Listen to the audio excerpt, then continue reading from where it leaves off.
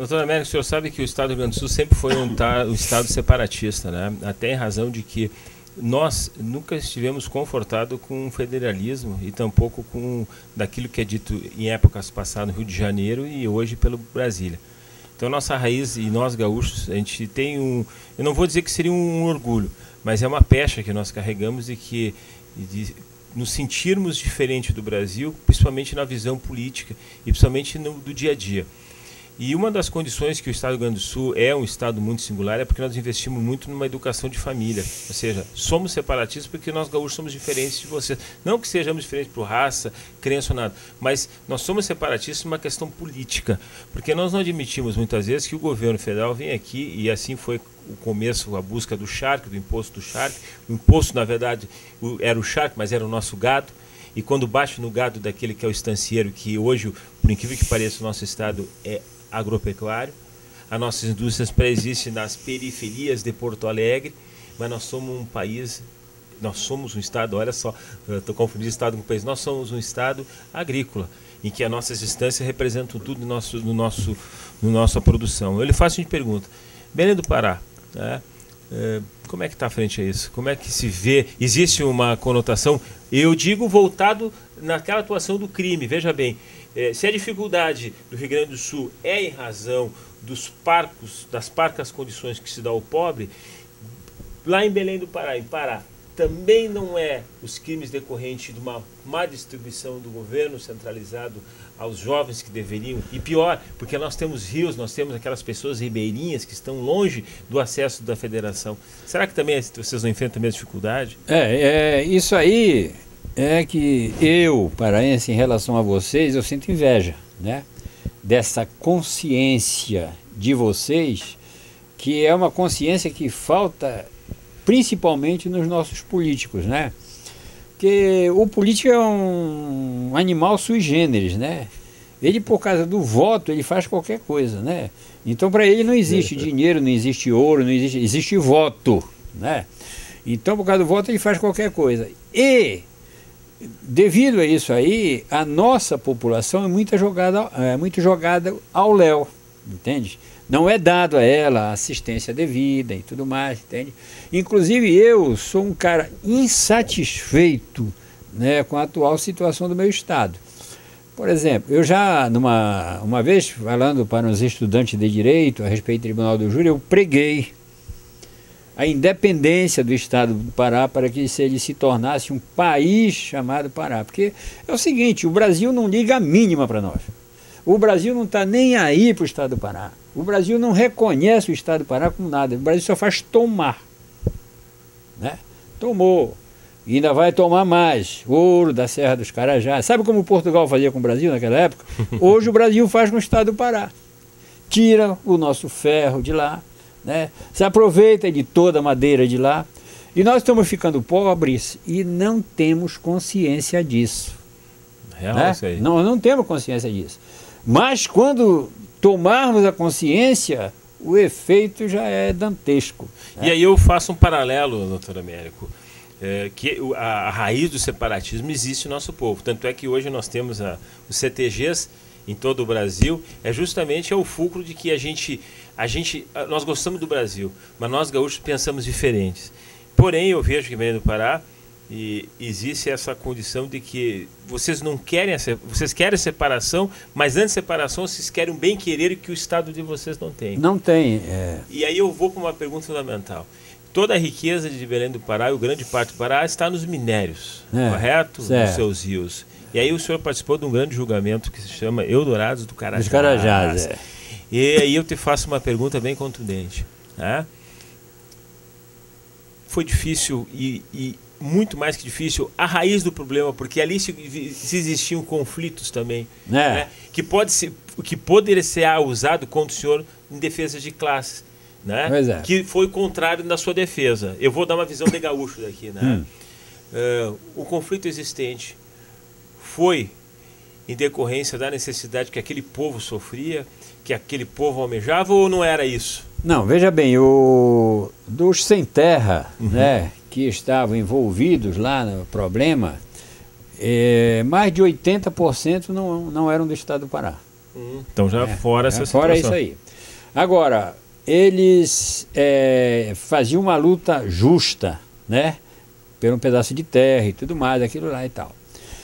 Aí começou a surgir o conflito quando o governo determinou certas coisas daquela época que ele não deveria ter feito porque ia provocar uma reação. Por exemplo, uma vez um caminhão da polícia militar foi levar mantimento lá, saco de mantimento e tal.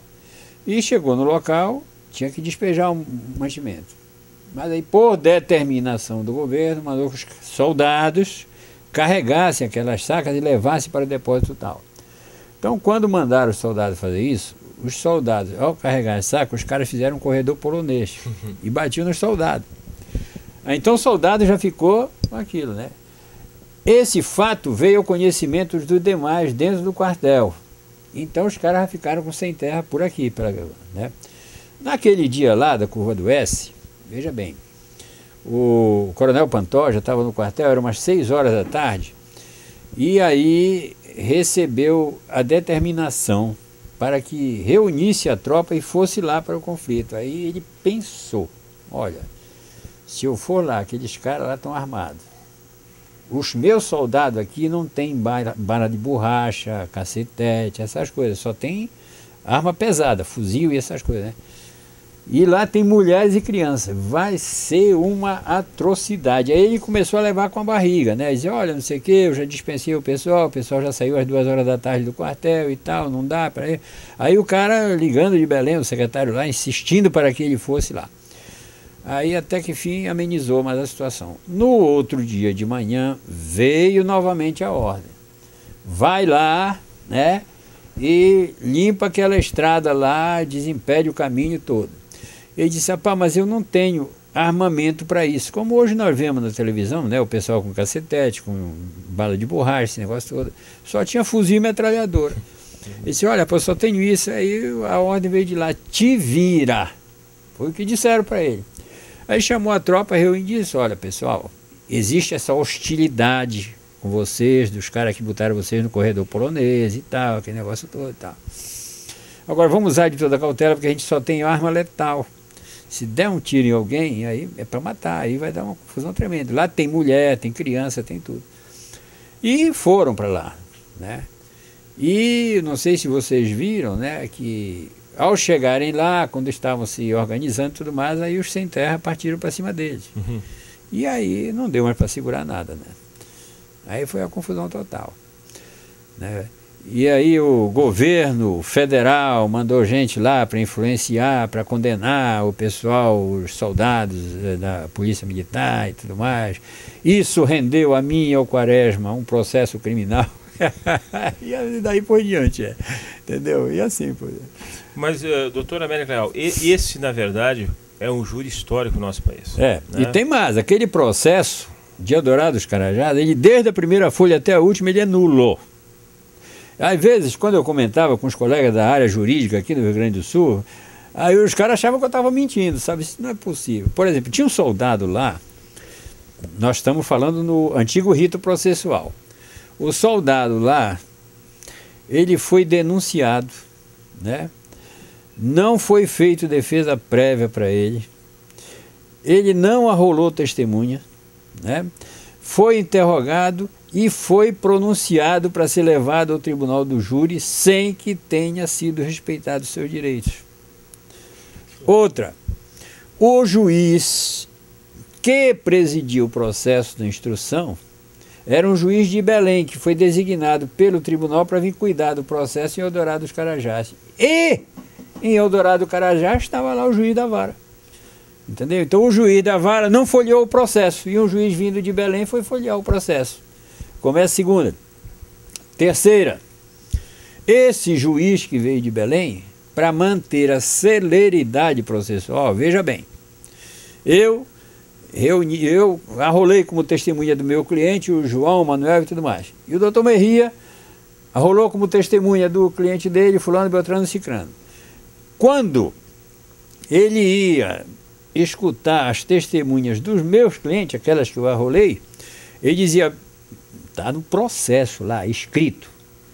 Só quem poderá fazer pergunta é o juiz, o Ministério Público e o advogado que arrolou as testemunhas. Quer dizer, o doutor Merria e os demais não podiam fazer pergunta Sim. para minha testemunha, entendeu? Quer dizer, anula o processo também, entendeu? Anula. E por tal motivo, né, o meu ex-cliente, o Coronel Pantoja, está preso até hoje. Num processo nulo do começo ao fim, com todas essas nulidades. Isso é terrível. Entendeu?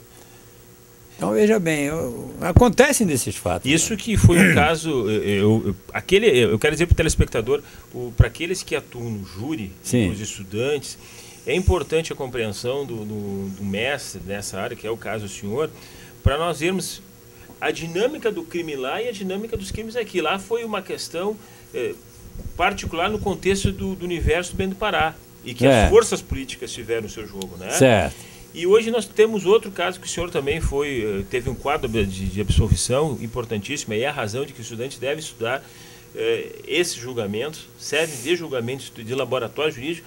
O caso Dorothy, que se dá tanta importância, é de suma importância porque entrou no contexto do cenário dos Estados Unidos da América do Norte. Né? Me conta em breves traços, doutor Américo, para a nossa comunidade, e principalmente o estudante que vê esse nosso programa, de que tamanho importância foi esse julgamento? Porque o do Eldorado dos Carajás, telespectadores, foi quase 2 semanas. Né? Foi um dos maiores júris da história do Brasil. E o caso Dorothy?